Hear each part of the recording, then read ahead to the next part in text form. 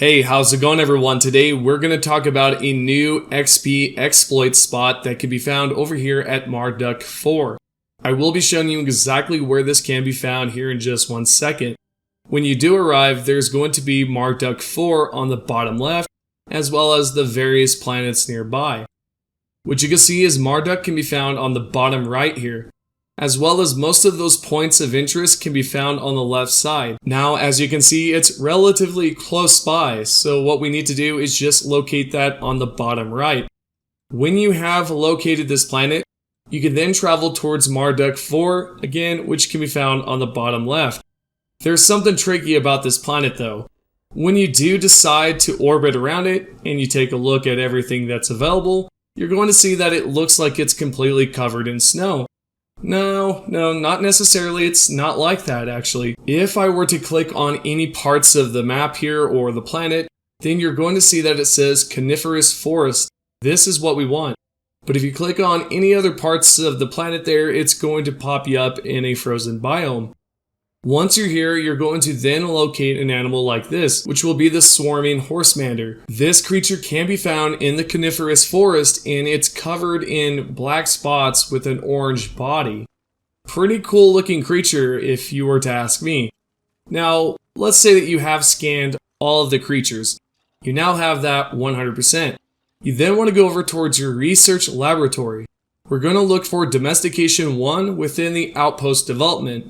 Now, I'm sure most of you can guess what we're going to be doing here.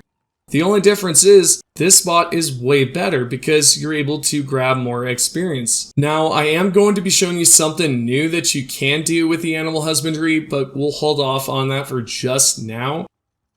Right now, you're going to see that I'm going to head towards the right side of the animal husbandry. Then I want to shoot the box. Go towards the right side and repair.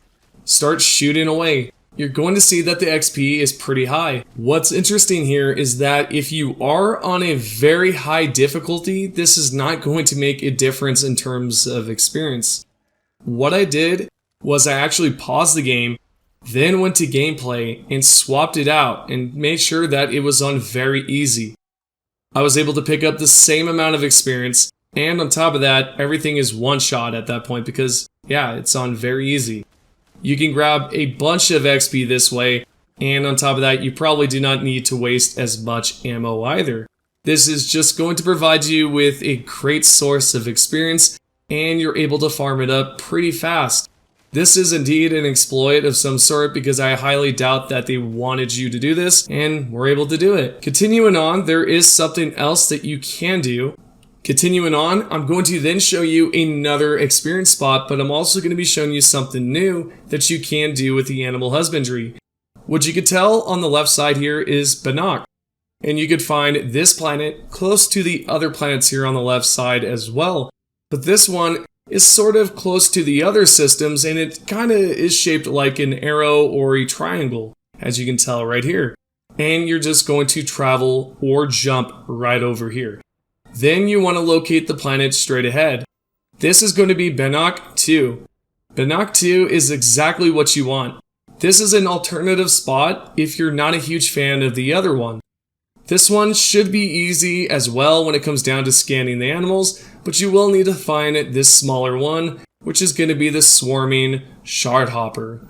Now, when you have found the swarming shardhopper, all you're going to do is just shoot away like you typically would. Then we're going to go towards the left side of the terminal, and we're going to swap between the two selections. This is going to instantly spawn down the enemies once more, or the creatures I should say, but we're going to just shoot away, and it's that easy. As long as you continuously swap between the two, you will be able to spawn them back in. This way you do not need to destroy the box at all. In fact, you can just sit there and chill and shoot away. Moving on here, we're going to talk about an XP glitch that you can do pretty much on any planet. This does not require animal husbandry at all, which might be a plus in your book if you're just sick of that stuff.